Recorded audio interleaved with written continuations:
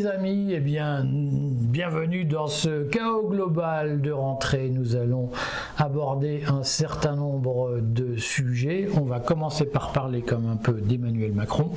Avant de parler des sujets internationaux, nous évoquerons la question de l'offensive ukrainienne à Koursk. Nous parlerons des pourparlers de paix à Gaza et des menaces d'embrasement d'un conflit régional au Proche-Orient. Nous parlerons aussi des émeutes en Grande-Bretagne. Et donc voilà, nous sommes contents. Initialement, on voulait refaire le chaos global de rentrée la semaine prochaine, mais on s'est dit qu'il y avait pas mal d'actualités.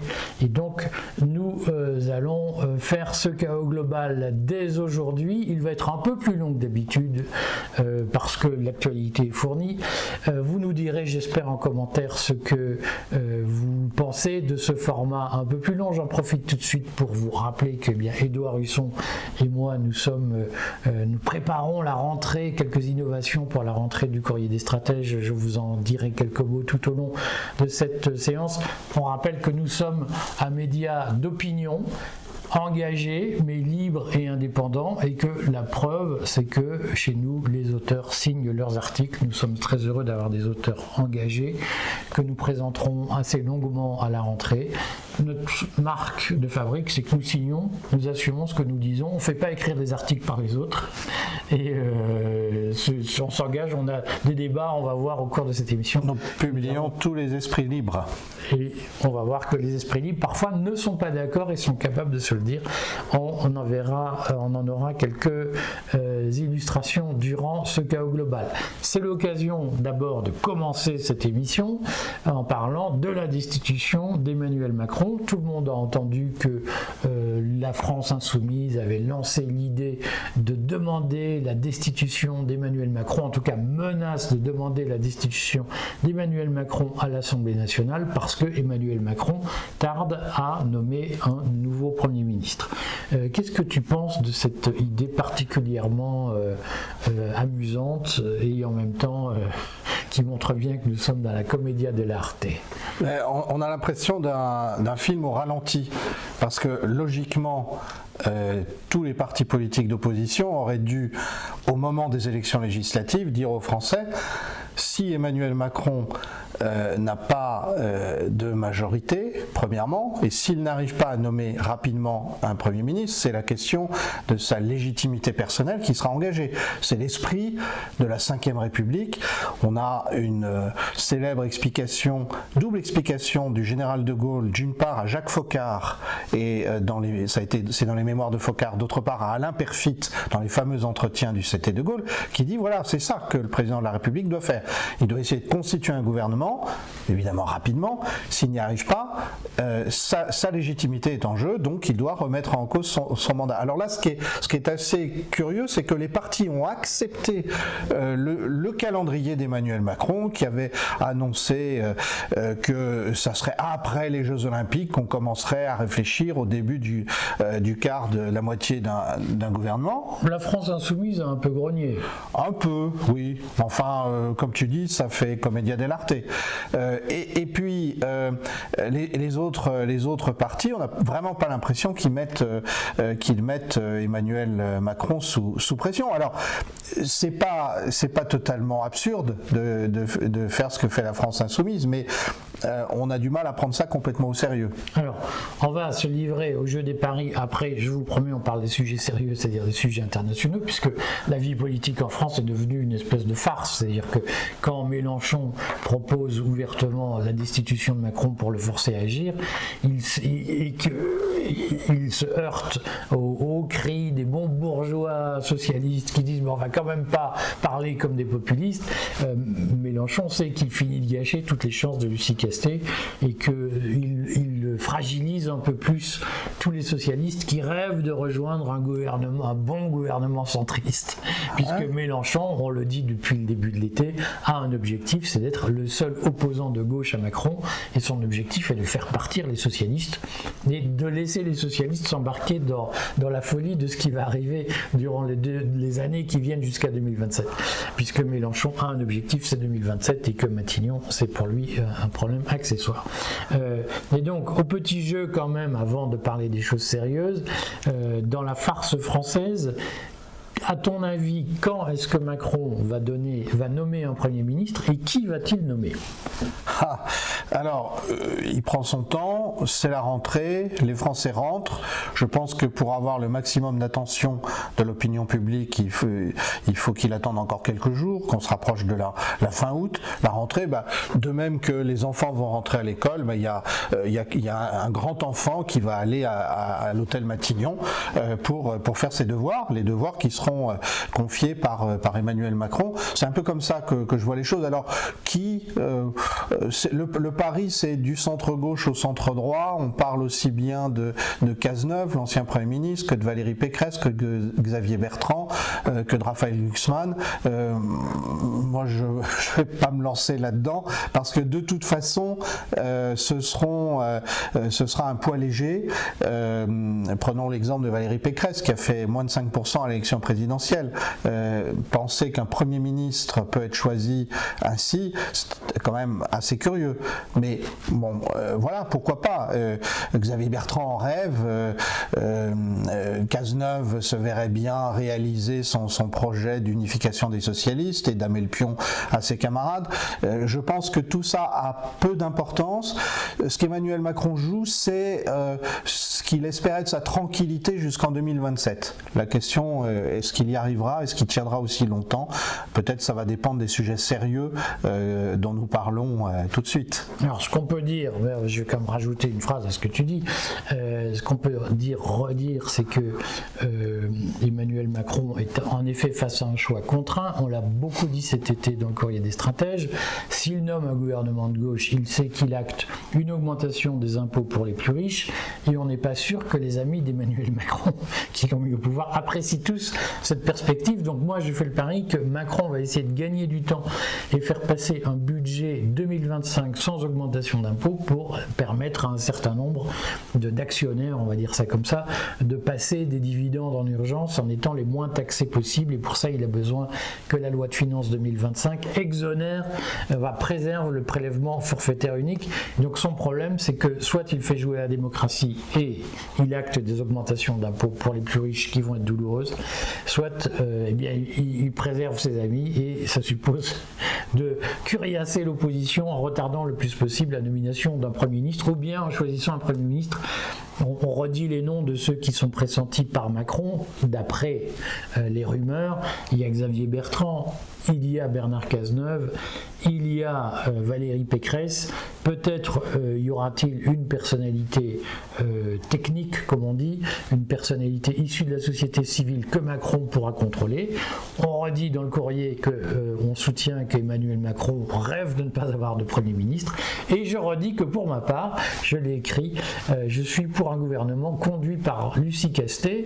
Ce sera très douloureux, mais au moins ça finira de tuer le système. Le programme du nouveau Front populaire est tellement délirant que ça mettra la France par terre très vite, et ça permettra de rebondir et de reconstruire, même si j'ai bien compris que pour plein de gens, lâcher prise et s'offrir à l'inconnu, c'est quelque chose d'effrayant et de terrible. Mais là aussi, on va le redire, le problème n'est pas de choisir entre ce qu'on contrôle et ce qu'on ne contrôle pas. Le problème est de savoir comment on va perdre le contrôle de la machine, parce que de toute façon, nous perdrons le contrôle du système et la société devra changer, qu'on le veuille ou non. C'est juste une question de timing. Alors, j'en profite pour redire deux choses. Premièrement, que donc nous nous mobilisons sur la chaîne YouTube Patrimoine du Courrier des stratèges, qui va par ailleurs s'élargir. Donc, pour tous ceux qui ne sont pas abonnés au courrier, on vous rappelle qu'il y a deux abonnements. Il y a l'abonnement aux articles du Courrier des stratèges. N'hésitez pas, c'est pas cher, c'est 9,90 €. C'est pas assez cher à mon avis. Et il y a la chaîne YouTube Patrimoine qui vous donne des conseils quotidiens et des informations confidentielles quotidiennes sur les risques que votre patrimoine court. on va lancer 2 innovations. D'abord, on va faire une série tout au long de l'année sur comment devenir entrepreneur et quels sont les conseils, les astuces qu'on donne aux entrepreneurs pour développer leurs affaires. Et puis nous lançons à partir de demain matin un portefeuille de 50 000 €. Nous partons du principe que vous avez un patrimoine de 50 000 € que vous cherchez à placer pour le protéger. Nous vous donnons une espèce de portefeuille type que nous suivrons dans la durée pour vous, et donc vous pourrez vous positionner dans la durée et voir quels sont les placements les plus intéressants pour vous. Donc abonnez-vous à cette chaîne YouTube Patrimoine. Tout est dans la description de cette vidéo sur YouTube, sous cette vidéo. Regardez, cliquez, vous avez accès à tous les liens utiles. J'ajoute, Edouard, enlève ton micro de ta poche parce que tu fais grincer ton fauteuil, mets-le dans ta poche de chemise parce que je vais encore me faire engueuler sur on entend la déglutition, on entend le bruit de la chaise. Voilà, c'était la petite musique. Bon, on parle de choses sérieuses comme on l'a dit maintenant. L'actualité qui occupe beaucoup les médias occidentaux, c'est le coup, surprise, de l'armée ukrainienne sur Koursk ou en direction de Koursk, donc qui est, on le redit, une ville russe proche de Kharkov, c'est-à-dire proche de la frontière ukrainienne, et qui est une ville qui donne accès à Moscou. Alors c'est à plusieurs centaines de kilomètres, donc Moscou n'est pas menacé, mais l'armée ukrainienne a franchi avec des armes occidentales la frontière russe et se dirige vers Moscou. Et on a tous l'impression que l'armée russe est prise au dépourvu et qu'on ne sait pas très bien ce qui va se passer. Est-ce que déjà tu peux nous faire un point de situation sur cette affaire, Edouard? Alors ça remonte déjà il y a 10 jours. Effectivement, il y a eu une attaque surprise d'unités d'élite de l'armée ukrainienne avec des mercenaires occidentaux, des Britanniques, des Polonais, des Français, d'après ce qu'on sait, et il y avait aussi pas mal d'équipements, en particulier des véhicules blindés légers, mais aussi des batteries effectivement de missiles légers qui ont été transportés, qui ont symboliquement franchi la frontière de la Russie. Donc là on parle de la Russie dans ses frontières d'avant 2013-14, d'avant l'annexion de la Crimée. Des chars lourds britanniques aussi ou pas? Il y avait un ou deux, oui, qui ont servi de cible déjà, 2 exactement, Challenger, qui ont servi de cible à l'artillerie russe et qui, autant que je sache, sont déjà détruits. Alors effectivement, il y a eu un effet de surprise.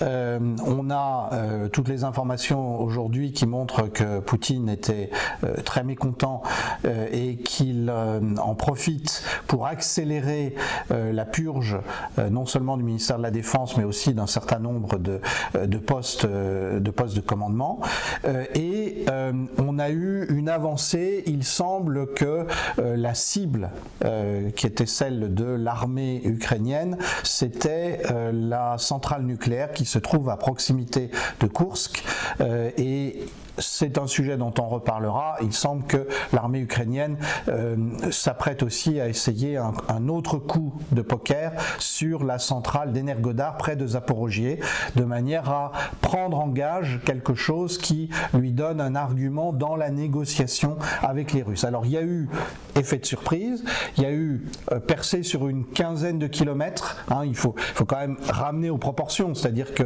vu à l'échelle, même à l'échelle du front, c'est petit, mais l'effet symbolique a été très fort, puisque c'était l'armée ukrainienne entrant en Russie et non pas la Russie entrant en Ukraine. Et comme en plus nous avons nos bons généraux allemands qui en ont rajouté en disant comme c'était extraordinaire de voir l'armée ukrainienne avec des armes allemandes sur le sol russe, tout ça effectivement a eu un effet assez radical sur l'opinion russe qui demande au régime de réagir très rapidement. Alors, moi, je trouve que cette affaire de Koursk, elle a un intérêt, c'est qu'elle permet au fond de mettre en lumière ce qui, moi, m'a toujours gêné avec Poutine, et vous allez voir qu'Edouard et moi, nous pouvons avoir des débats, nous en avons eu, vifs, sur Poutine, puisque moi je suis un anti-Poutine secondaire, pas primaire, secondaire. En tout cas, je n'ajoute pas de foi à Poutine. Je pense que c'est un excellent chef d'État, mais c'est pas ma tasse de thé. Là où je suis embarrassé, c'est que assez rapidement après l'opération de Koursk, a flotté, si j'ose dire, a couru la rumeur du fait que les Américains allaient se débarrasser de Zelensky pour mettre à sa place un homme d'État un chef d'État en Ukraine. Rappelons que Zelensky n'a plus aucun mandat électif depuis le mois de mai et qu'il est là de fait, mais bon, c'est tout le contraire de la démocratie. Et court la rumeur que les services américains vont se débarrasser de Zelensky pour mettre à sa place un homme plus docile. On a commencé à avoir un certain nombre de médias de propagande français comme LCI, qui sont quand même là pour faire le service après-vente de la CIA dans l'affaire ukrainienne sans aucune forme de vergogne.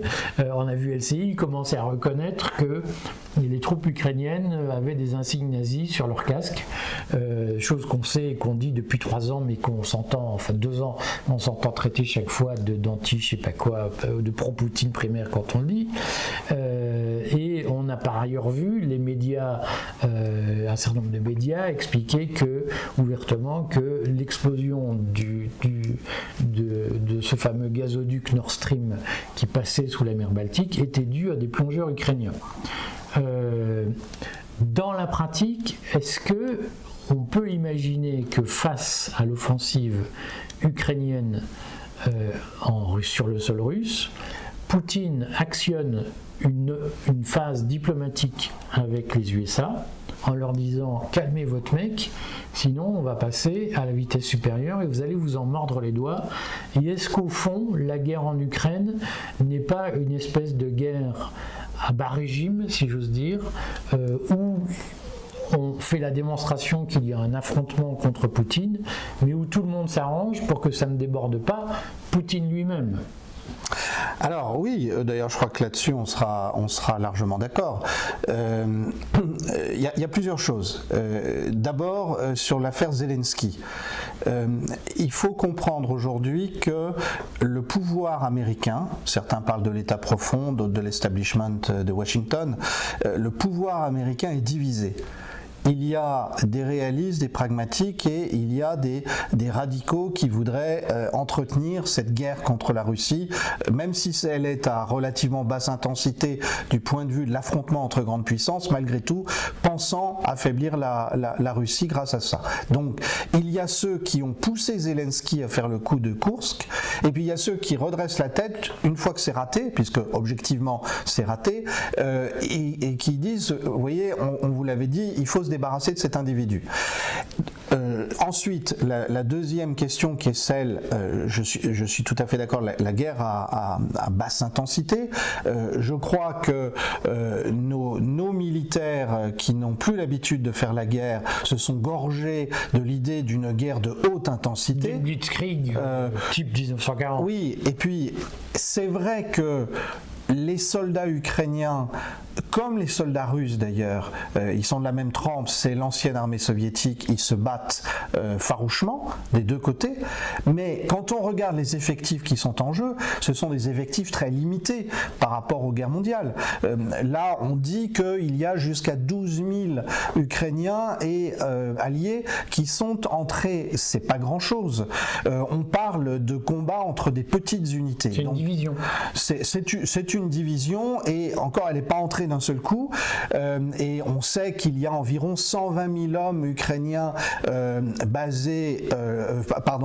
stationnés le long de la frontière biélorusse et de la frontière russe au nord. C'est une dizaine de divisions. Mais on sait d'autre part qu'aujourd'hui on a à peu près 300 000 Ukrainiens en tout qui se battent et on a en face sans doute doute le même nombre de Russes qui se battent, mais les Russes ont maintenant un avantage en termes de démographie, puisqu'on considère qu'il y a 700 000 Russes qui sont mobilisés.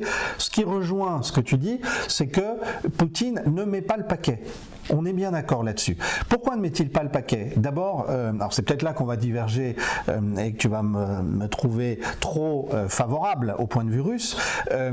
D'abord, il faut se rappeler que la Russie, c'est une frontière gigantesque, c'est 10 000 km de frontière, et donc pour un dirigeant russe, il est impossible de mettre le paquet sur la guerre en Ukraine au risque de dégarnir le reste du front. Rappelons-nous que juste avant la guerre d'Ukraine, il y a eu une tentative de coup d'État au Kazakhstan orchestrée par la CIA et qui visait à déstabiliser les abords frontaliers de la Russie. Et on voit les exemples se multiplier. Regardons comment l'Arménie a basculé du côté pro-OTAN, etc., etc. Donc il y a cette prudence-là. D'autre part, moi c'est la thèse que je défends depuis le départ, outre le souci d'éviter des pertes trop importantes, il y a aussi l'idée que on va retourner contre l'Occident sa logique. Il veut user la Russie à petit feu, mais c'est lui qui s'use, puisque il a été par exemple obligé de vider ses stocks militaires pour l'Ukraine.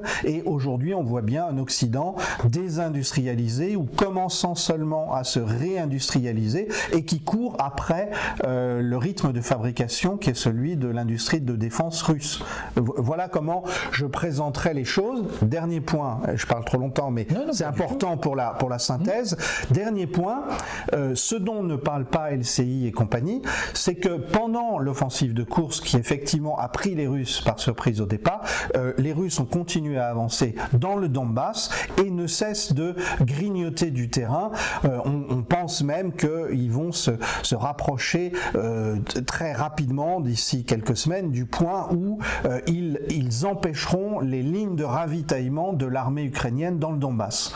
Donc je fais la synthèse, surprise ukrainienne près de Koursk, mais l'offensive semble avoir tourné court, danger possible pour les Russes d'une attaque ukrainienne massive sur la centrale nucléaire de Zaporojié, et troisièmement, dans le Donbass, c'est l'armée russe qui là avance. Oui, mais en fait tu réponds qu'à une partie de la question.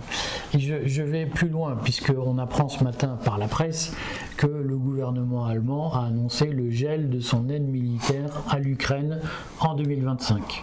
Et donc on a bien d'un côté des déclarations triomphalistes sur on soutient l'Ukraine en Allemagne, et puis d'un autre côté on voit que le gouvernement allemand, qui n'est pas très indépendant des instructions données par Washington, le gouvernement allemand commence à geler son aide à l'Ukraine. Est-ce que, et je repose ma question, est-ce qu'il n'y a pas un consensus, un grand équilibre? J'entendais ça quand j'étais à l'éducation nationale. On disait c'est la gauche qui domine l'éducation nationale. J'entendais non, en fait il y a un grand équilibre entre la gauche et la droite pour que rien ne bouge. Est-ce qu'il n'y a pas de même entre la Russie et les USA un grand équilibre pour mettre en scène un conflit dont personne ne veut sortir, parce qu'au fond, et Poutine et le deep state américain se trouvent très bien à mettre en scène ce fossé et personne n'a envie de le combler. Et donc, est-ce que les États-Unis ne sont pas en train d'actionner leurs alliés et leurs services pour petit à petit dégommer Zelensky, pour avoir une guerre sous contrôle? Alors, la question c'est celle des négociations qui arriveront avec le prochain président américain. Tout le monde dit si c'est Trump, il y aura négociation, si c'est Kamala Harris, on ne sait pas. Moi je pense que dans les deux cas, il y aura négociation sur l'Ukraine et que ces choses-là, ça se prépare. Alors là où je ne suis pas d'accord effectivement avec ton point de vue, c'est que je ne pense pas que du point de vue russe, la guerre d'Ukraine est quelque chose qui a été pris à la légère ou qui a été simplement un prétexte pour mettre en scène. Ce que j'ai dit. Voilà, disons que pour le débat, je fais semblant de le comprendre comme ça. Je crois qu'il y a eu vraiment chez les Américains l'idée qu'ils allaient faire tomber Poutine. et donc ils ont refusé de négocier avec lui à l'été 2021 et ils l'ont poussé à la guerre préventive qu'il a lancée en février 2022. Et aujourd'hui, cette situation s'est retournée et les États-Unis se trouvent dans une situation compliquée parce qu'il y a la guerre d'Ukraine qui n'a pas tourné comme ils voulaient.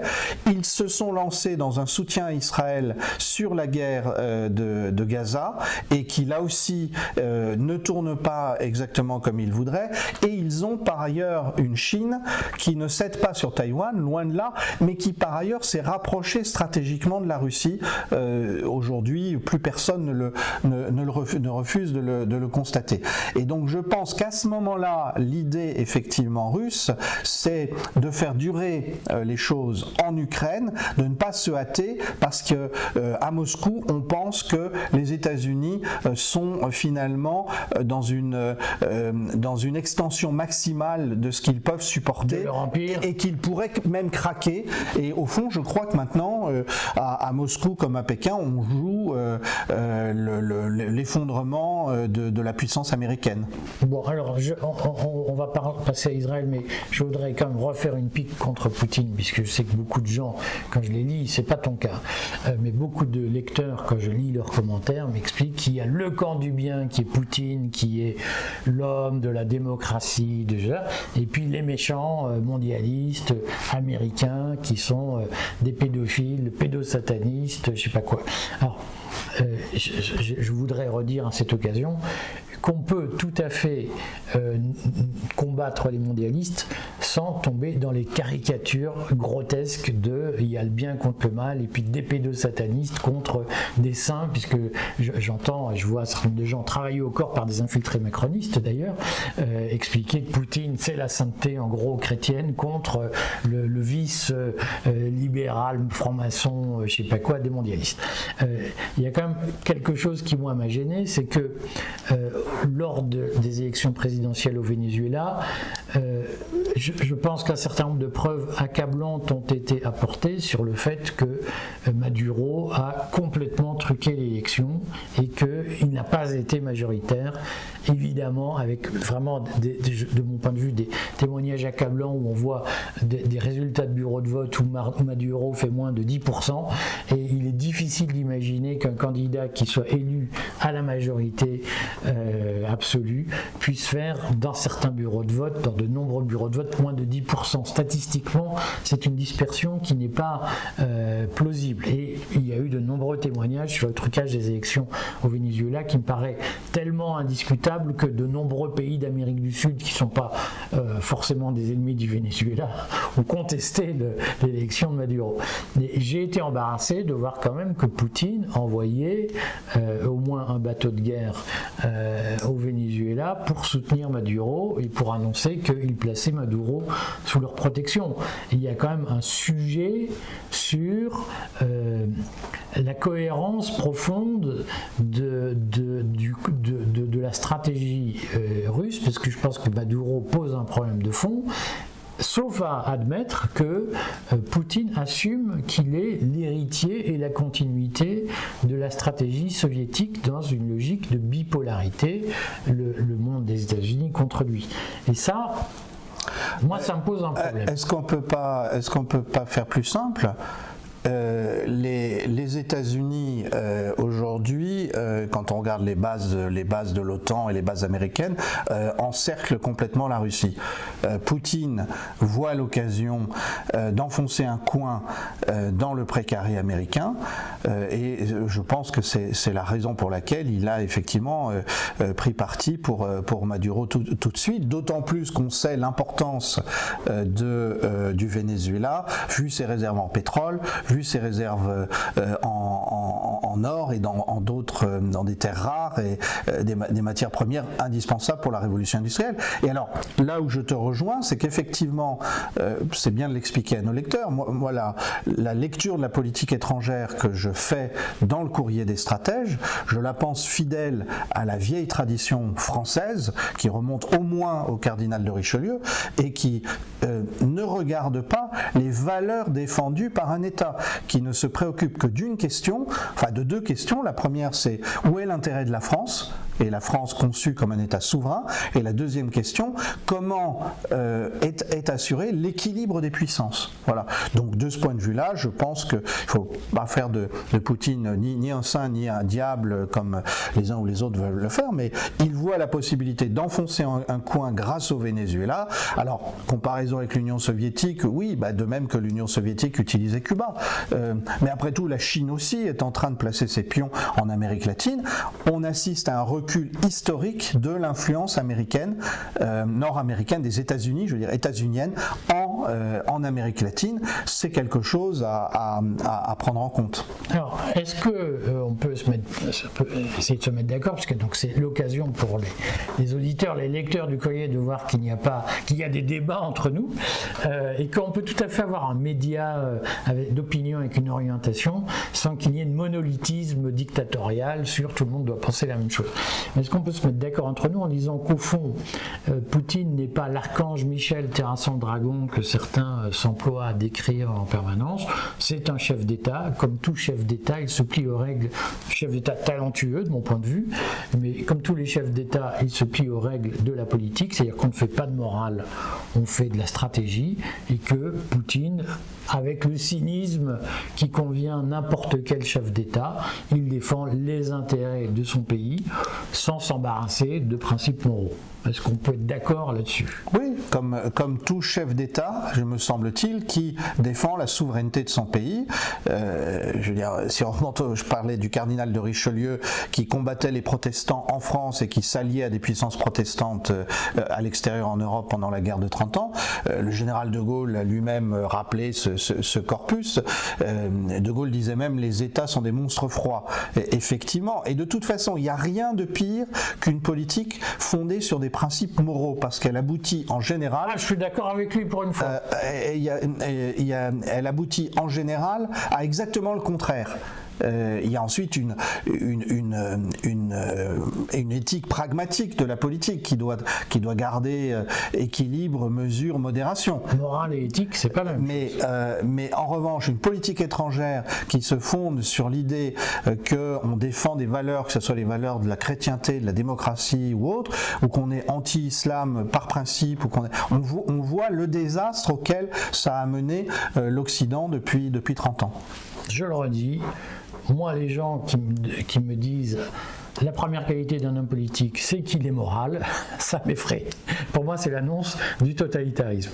On va en parler d'un autre gros poisson, d'un autre héros de beaucoup de Français, on va dire, anti-système pour aller vite, et qui placent leurs espoirs moraux dans ce personnage, c'est Donald Trump. Alors, on voit que Donald Trump est face à l'arrivée que tout le monde avait un peu pressenti. Je me souviens qu'avant que ça n'arrive, on avait annoncé que tu avais annoncé d'ailleurs que Biden serait mis hors course, enfin on l'a évoqué dans plusieurs chaos global. Kamala Harris change un peu la donne et Donald Trump doit se repositionner et pour l'instant on sent qu'il y a du flottement.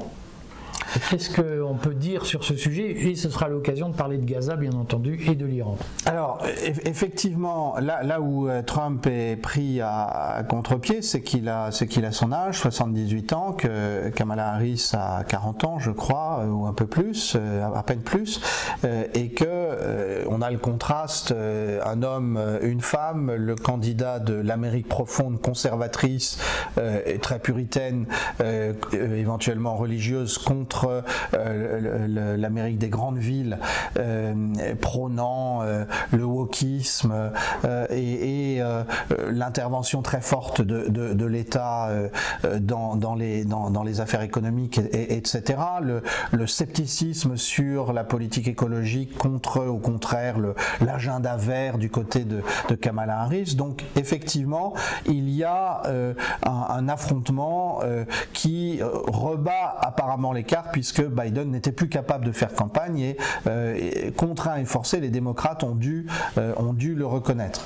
Alors, c'est pour cela que Trump a nommé un vice-président, candidat à la vice-présidence, Vance, qui a l'âge de Kamala Harris, à peu de choses près, et au contraire, Kamala Harris a nommé quelqu'un qui est plutôt de la génération de Trump, enfin qui est plus âgé qu'elle, Tim Walz, comme candidat à la vice-présidence. Donc on voit bien qu'il y a la recherche d'un équilibre.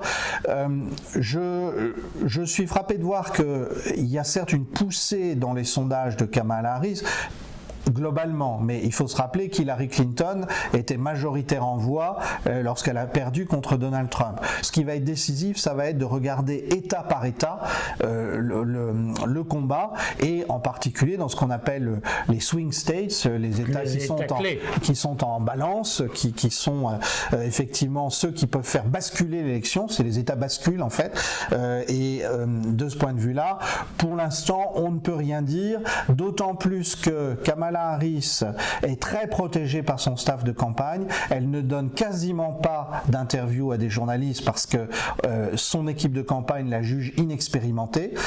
Et combien de temps ce jeu-là pourra-t-il durer?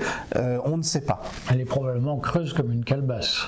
Elle a beaucoup d'idées. À part le fait de se mettre à rigoler quand elle ne sait pas comment répondre à une question, effectivement, elle n'a pas beaucoup elle semble pas avoir beaucoup de ressources. C'est du Gabriel Attal. La comparaison est intéressante. Mais alors, il y a quand même un sujet, c'est que donc il y a eu une visite de Benjamin Netanyahou à Washington. Il est allé parler devant le Congrès. Il a bénéficié d'une standing ovation devant le Congrès. Nous allons en parler dans le courrier cet été. Il a rencontré Kamala Harris. Il est allé à Mar-a-Lago, en Floride, rencontrer Donald Trump dans sa résidence. Et ça a été l'occasion pour Donald Trump de recevoir un appui extrêmement explicite à la fois de Netanyahou et du parti kahaniste qu'on appelle le parti suprémaciste juif en Israël, qui explique aujourd'hui qu'il faut en gros vider les Palestiniens de Gaza, leur couper les vivres, les mettre à mort tous, et si on pouvait faire la même chose en Cisjordanie, on ne se gênerait pas.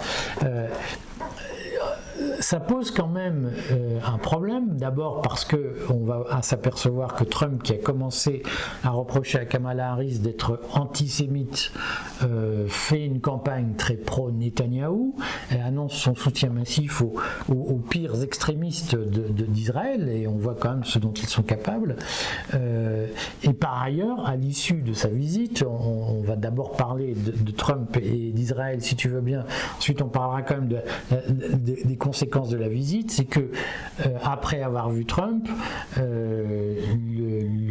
Israël est liquidé un certain nombre de responsables et du Hamas et du Hezbollah, ce qui met le Proche-Orient au bord de la guerre. Donc ça signifie quand même que nous sommes là face à une perspective qui est un peu inquiétante pour les relations internationales.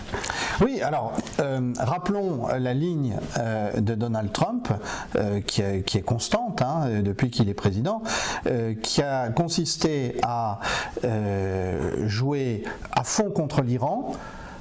Et en gagnant un certain nombre d'États arabes, à commencer par l'Arabie Saoudite et les Émirats, les sunnites. Les sunnites largement, pour une réconciliation avec Israël, un accord, une entente qui bien sûr se fait sur le dos des Palestiniens, qui finalement fait disparaître la perspective d'une nation palestinienne. Donc de ce point de vue-là, il n'y a rien d'étonnant, et effectivement pour les gens comme moi qui apprécient d'autres aspects de Donald Trump, il est assez étonnant de voir l'insensibilité totale avec laquelle aujourd'hui il parle de ce qui arrive à Gaza. Mais c'est même une forme de fanatisme, on peut le dire. Oui, c'est lui Trump qui d'habitude est attentif au réel, là il est vraiment entièrement idéologique. Et alors, je pense que c'est en même temps c'est très important ce qui se joue là, parce que effectivement, si l'on veut comprendre les raisons de l'attaque du 7 octobre par les mouvements combattants palestiniens unifiés autour du Hamas, il faut comprendre qu'on était à deux doigts d'un accord entre Israël et l'Arabie Saoudite qui était l'aboutissement de la politique de Trump, puisqu'il y avait eu ce qu'on appelle les accords d'Abraham, qui a été signé avec Bahreïn, avec les Émirats Arabes Unis, avec le Soudan, si je me rappelle bien. Le Maroc les a rejoints ensuite. Et le Maroc les a rejoints, et qui consistait à s'entendre avec Israël en passant par perte des profits la question palestinienne. Toutes les résolutions de l'ONU, tout ça était oublié. Bon. Et donc, ce qu'a fait le Hamas, comme on dit, mais en fait c'est plus global, c'est ce qu'a fait le mouvement combattant palestinien réunifié en lançant l'attaque du 7 octobre, c'est lancer un défi absolu à cette politique-là en disant c'est ça ou la nation palestinienne disparaîtra pour toujours. Donc on comprend bien qu'il y a là quelque chose de frontal, et ce qui est extrêmement intéressant, c'est de voir que le Parti démocrate américain, lui, est aujourd'hui coupé en deux sur le sujet, avec ceux qui veulent défendre l'État d'Israël et le gouvernement, bien que ce soit Netanyahou, et puis ceux qui, au contraire, disent qu'il faut se préoccuper des Palestiniens. J'ajoute que, de mon point de vue, la question Harris contre Trump est peut-être en train de céder la place à quelque chose de beaucoup plus profond dans la société américaine, qui est quelle va être l'attitude au bout du compte sur le conflit israélo-palestinien. Et on voit visiblement que le parti démocrate est profondément divisé et même est perdu sur le sujet. Kamala Harris d'ailleurs a essayé de défendre les Palestiniens face à Netanyahou. Mais est-ce que l'attitude absolument intransigeante de Trump est très dure, très idéologique, elle n'aura pas aussi ses limites? Est-ce que c'est vraiment là-dessus que les républicains peuvent se rassembler? C'est très difficile à dire, et il se peut qu'on ouvre un nouveau chapitre de la politique américaine. Alors, avant de parler du fond de l'affaire iranienne, on va quand même dire quelques mots du débat Musk. Oui. Trump et de l'intervention de notre ami Thierry Breton, qui a dit en tant que commissaire européen, X doit se plier aux règles des débats qui sont en vigueur dans l'Union européenne. Alors, je reste quand même, et je lis ça, à la question de Trump, qui pour moi est le même marqueur que Poutine. C'est-à-dire que dans l'opinion d'un certain nombre de nos lecteurs, notamment, Poutine et Trump incarnent une forme de combat du bien contre le mal mondialiste. Simplement, de même que de nous dire que Poutine n'était pas exactement l'archange Michel que certains zinzins essayent de nous décrire, Trump n'est pas non plus complètement l'ange gardien de la bonté sur Terre face au fanatisme des néoconservateurs. Et moi je pense qu'on va quand même connaître des moments difficiles, parce que j'ai vu un certain nombre d'influenceurs de la sphère résistante entre guillemets commencer à dénoncer l'immixtion de Breton et de l'Union européenne dans le débat sur X entre Musk et Trump.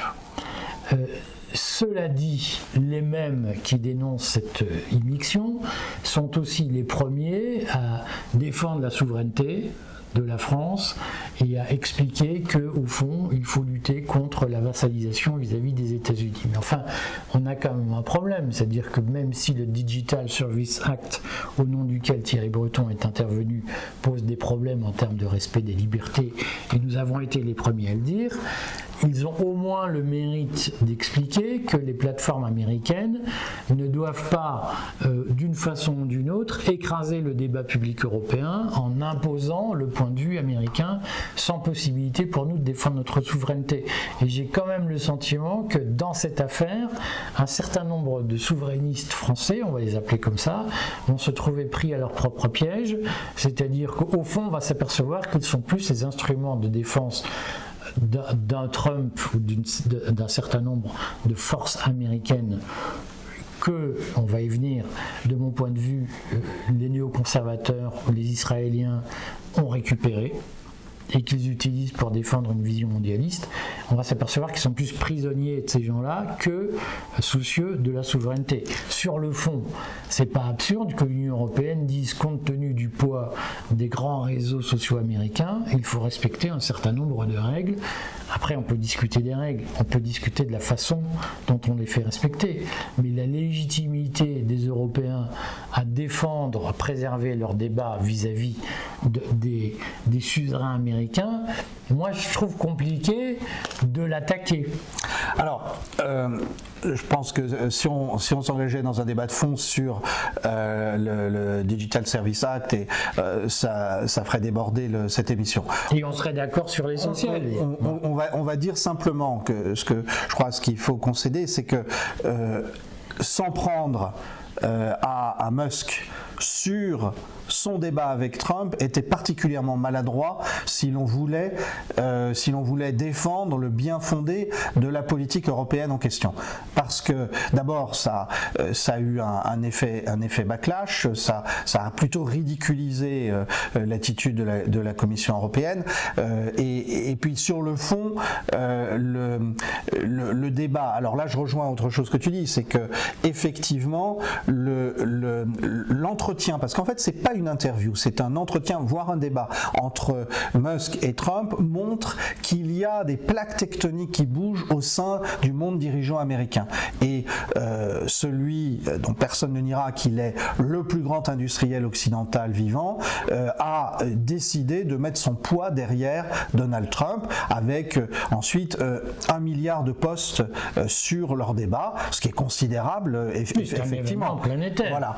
Et donc c'est quelque chose qu'il faut regarder en soi. Je suis bien d'accord ensuite que beaucoup de défenseurs souverainistes français de Donald Trump ne font pas la part des choses entre ce qui est admirer quelqu'un qui à sa manière défend mieux les intérêts américains que d'autres, effectivement, et ça c'est tout à fait légitime, et d'autre part en faire une espèce d'icône d'une lutte qui servirait la France. Non, je veux dire, rappelons une chose très simple.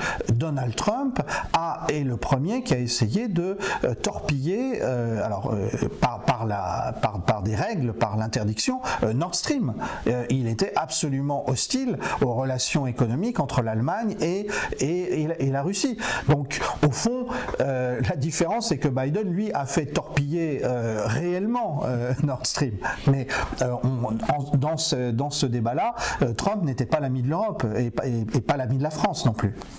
Donc, on revient à notre affaire, parce que je suis d'accord avec lui, mais c'est bien, j'essaye de faire passer au lecteur l'idée que la politique, c'est une question d'intérêt et pas de morale ou de mythologie, et que je suis navré de la mythologie que je vois autour de Trump. J'aurai cette discussion avec mon ami Thierry Messant, qui m'a beaucoup dit que Trump avait une politique modérée vis-à-vis des Palestiniens, et là, je vois que, donc j'en discuterai avec lui, mais on voit quand même qu'il y a un sujet, c'est qu'aujourd'hui, un Netanyahou est en position de dire,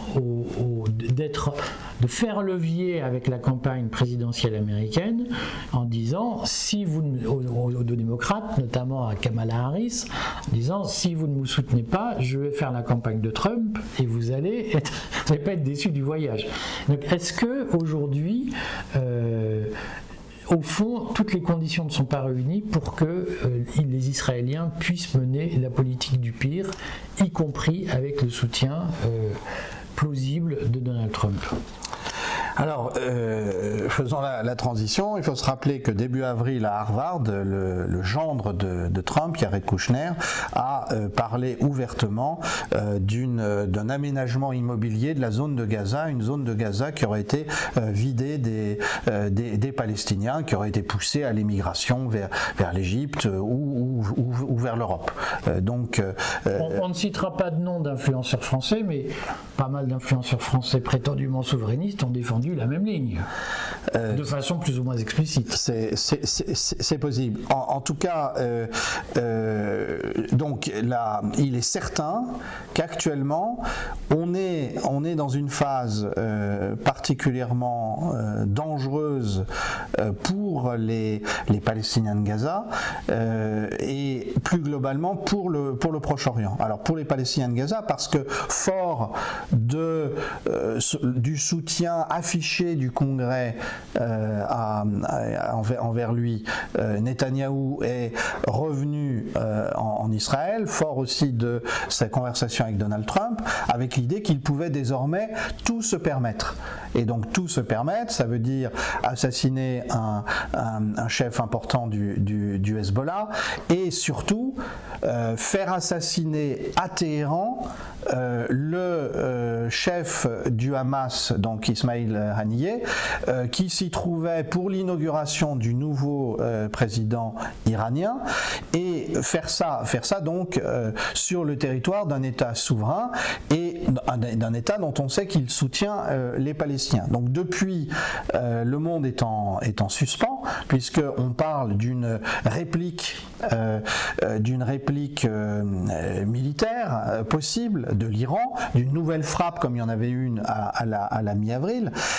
Et alors, on va parler après de savoir pourquoi elle n'a pas encore eu lieu depuis 15 jours.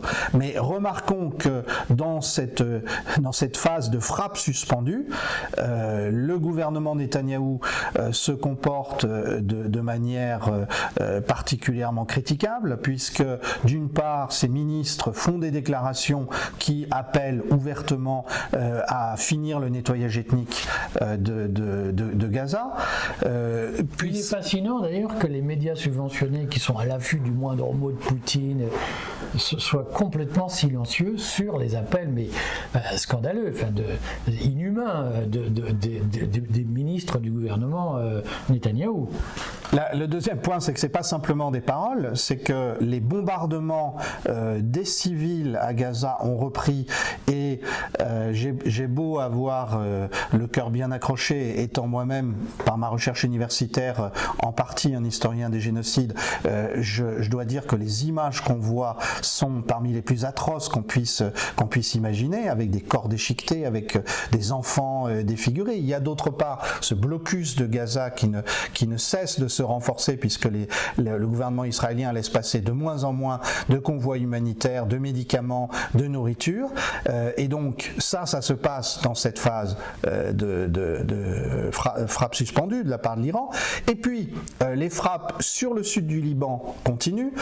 Les États-Unis continuent à frapper le Yémen en représailles pour le blocus de la mer Rouge que le Yémen d'Ansar Allah a mis en place. Donc on voit bien que, pour aller dans ton sens, Netanyahou essaye de gagner en se disant qu'il a là une fenêtre de tir, un peu comme Zelensky se dit qu'il a une fenêtre de tir avec l'attaque de Koursk et l'attaque possible sur Zaporozhye. Alors la situation de Netanyahou est apparemment moins désespérée, mais il se dit que c'est maintenant ou jamais qu'il faut essayer de faire basculer le sort des armes et de définitivement tuer l'idée d'une nation palestinienne, puisque c'est bien ça qui est en jeu. Alors, concrètement, c'est l'arlésienne, cette frappe iranienne, ces frappes du Hezbollah.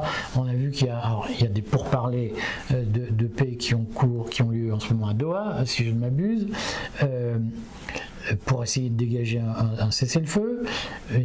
Tout ça s'est fait sous des annonces iraniennes, libanaises du Hezbollah, et puis on ne voit rien venir. Comment on explique que, est-ce que c'est des gros bras, est-ce que c'est des Marseillais, les gens du Hezbollah, est-ce que les Iraniens sont des Marseillais qui font des annonces qui ne tiennent jamais? Alors, rappelons deux faits. D'abord, depuis le début du conflit à Gaza, le Hezbollah a infligé de sérieux dommages à Israël, et en particulier ce qu'on appelle les colonies du Nord, en Galilée, ont vu beaucoup de leurs habitants les quitter à cause des frappes réussies du Hezbollah. On estime qu'il y a 200 000 personnes qui sont allées vivre plus dans le centre d'Israël ou qui ont quitté Israël. Deuxièmement, rappelons qu'à la mi-avril, l'Iran a mis en scène, donc il y avait une forme de connivence avec les adversaires, mais a mis en scène des frappes qui ont montré que l'Iran avait la technologie pour percer les défenses israéliennes et occidentales, puisque après une vague de drones, une vague de missiles, lorsque les Occidentaux avaient dépensé quasiment $1 milliard, alors que les projectiles iraniens ne représentaient que 80 millions, eh bien, les Iraniens ont réussi à faire passer quelques missiles qui sont allés frapper très précisément en Israël, en particulier 2 bases militaires. Donc, c'est pas les Marseillais. Simplement, je pense que le dilemme est le suivant. Précisément à cause du renforcement du soutien américain à Netanyahou, de facto.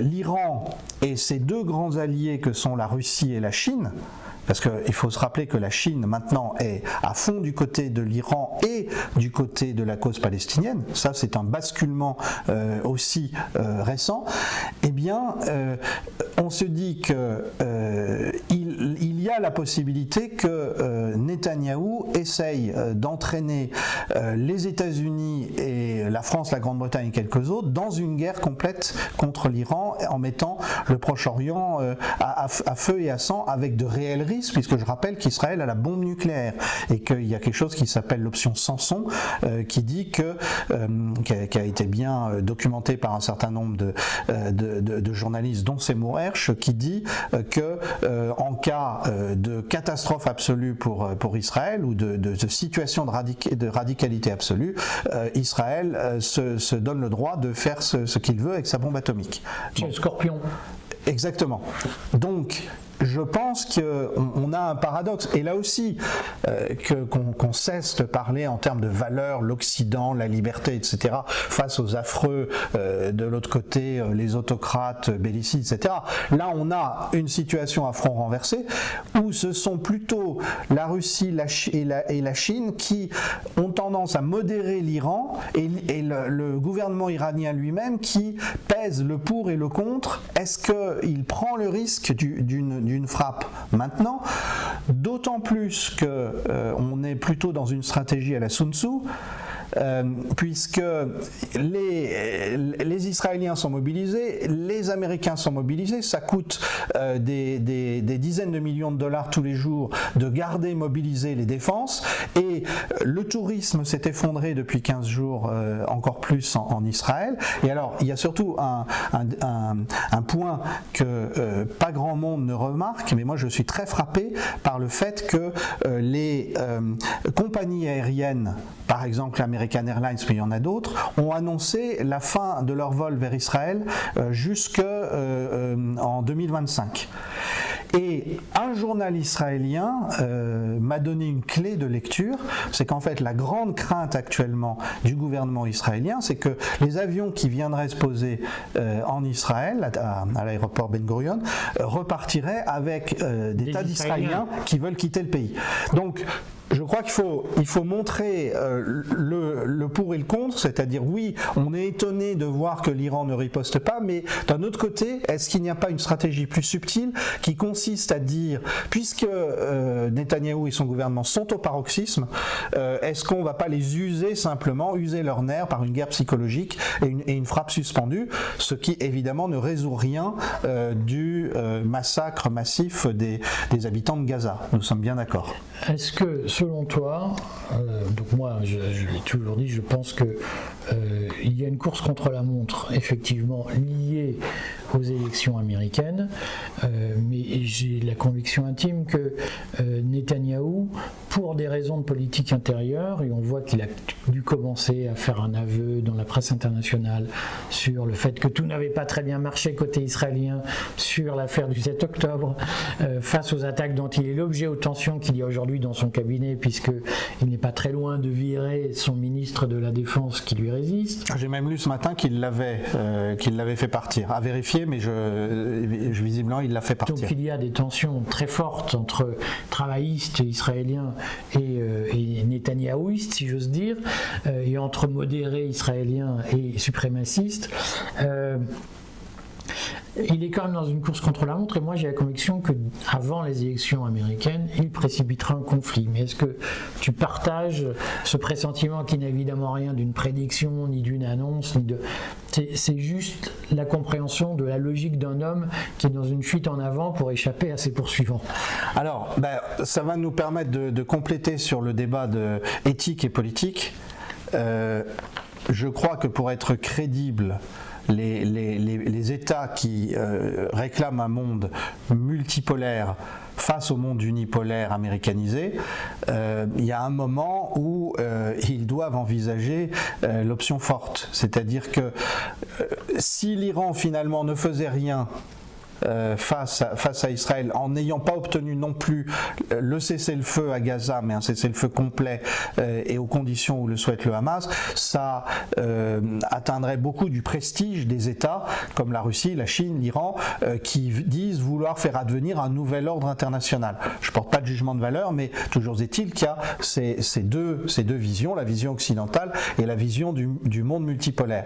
Et donc moi, je pense difficile que l'Iran puisse, sans perdre sa légitimité dans le monde arabo-musulman, mais plus généralement au sein des BRICS, attendre indéfiniment que les Palestiniens de Gaza se fassent tuer comme ils se font tuer actuellement, avec une profonde brutalité. Donc je crois que s'il n'y a pas de cessez-le-feu à Gaza, si effectivement le gouvernement démocrate américain n'a pas le poids pour imposer à Netanyahou un cessez-le-feu et un retrait des troupes israéliennes de Gaza, à ce moment-là, il y aura un conflit.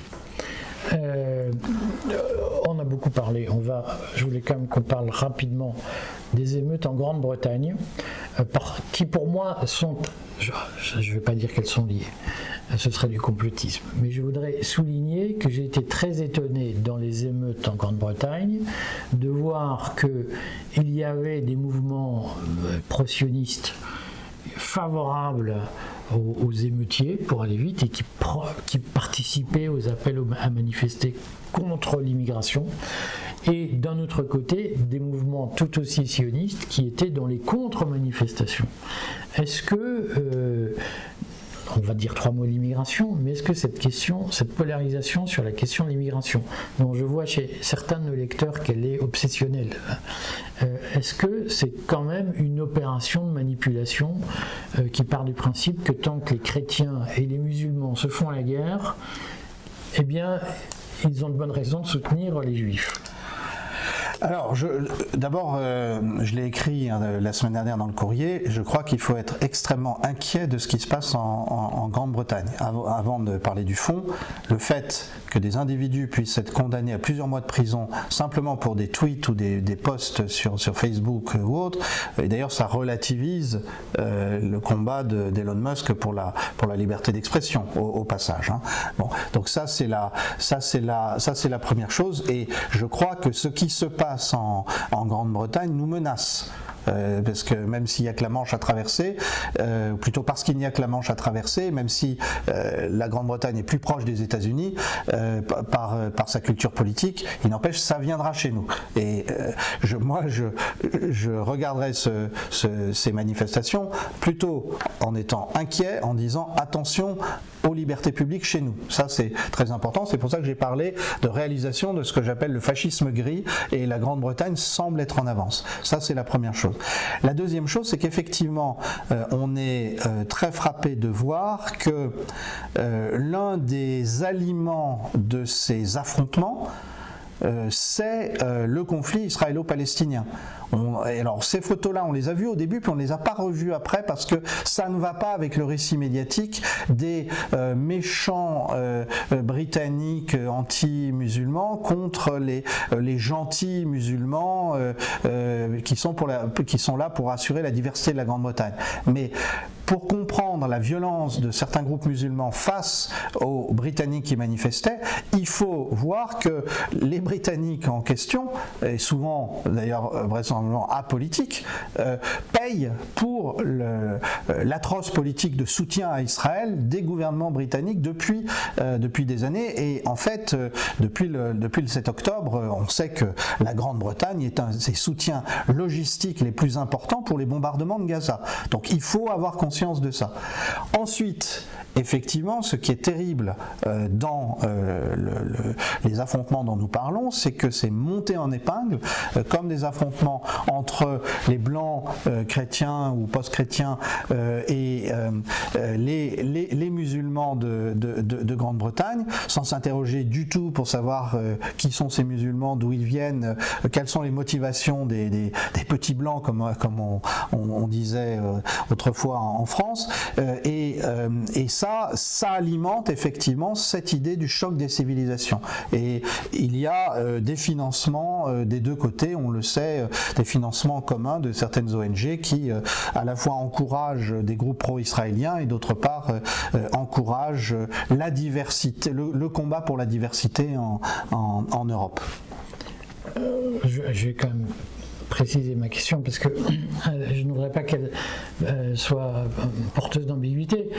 Est-ce qu'on peut imaginer que l'exacerbation des tensions, des antagonismes entre natifs, on va dire ça comme ça, plutôt chrétiens en Occident, et musulmans, c'est aussi une bonne façon de légitimer l'écrasement des Palestiniens en expliquant que, vous voyez, nous combattons l'islam, et plus les islamistes sont agressifs en Occident, plus on justifie ou on banalise la destruction d'enfants palestiniens, dont on redira quand même que les Palestiniens, pour ceux qui tu connais des Palestiniens comme moi, il y a probablement beaucoup d'islamistes dans le monde arabe, mais alors les Palestiniens, je pense que c'est probablement la population la plus laïque. Rappelons que l'OLP était un mouvement laïque et que le Hamas a été inventé par Israël pour islamiser la résistance palestinienne et affaiblir l'OLP, ou en tout cas le doter d'un concurrent. Mais imaginez que les Palestiniens sont les représentants du terrorisme islamiste est une aberration. Mais est-ce qu'il n'y a pas dans notre débat public des ingérences étrangères pour légitimer des calculs géopolitiques? On a vu ça pendant toute la campagne des européennes, où effectivement certains partis faisaient des musulmans leur cible principale et liaient ça au combat de Gaza, effectivement, et c'est quelque chose à quoi on peut assister à travers l'Europe. Là encore, il faut avoir un point de vue complexe. Je ne suis pas sûr d'apprécier ce qu'écrivent les gens qu'on met en prison pour leur poste, mais c'est pas le sujet. On ne met pas quelqu'un en prison parce qu'il exprime une opinion que l'on déteste. C'est pas le sujet. Ou alors on n'est plus dans un régime de type libéral. On n'est plus au pays de l'habeas corpus et qui a inventé les libertés modernes. Bon, mais alors par ailleurs, oui, rappelons, il faut jamais cesser de rappeler que aujourd'hui à Gaza, il y a une petite dizaine de mouvements qui combattent. Il y a des sunnites et des chiites. Il y a des athées héritiers du Front populaire de libération de la Palestine, même certains marxisants. Il y a des héritiers de l'OLP. Il y a aussi des chrétiens. On l'oublie trop souvent.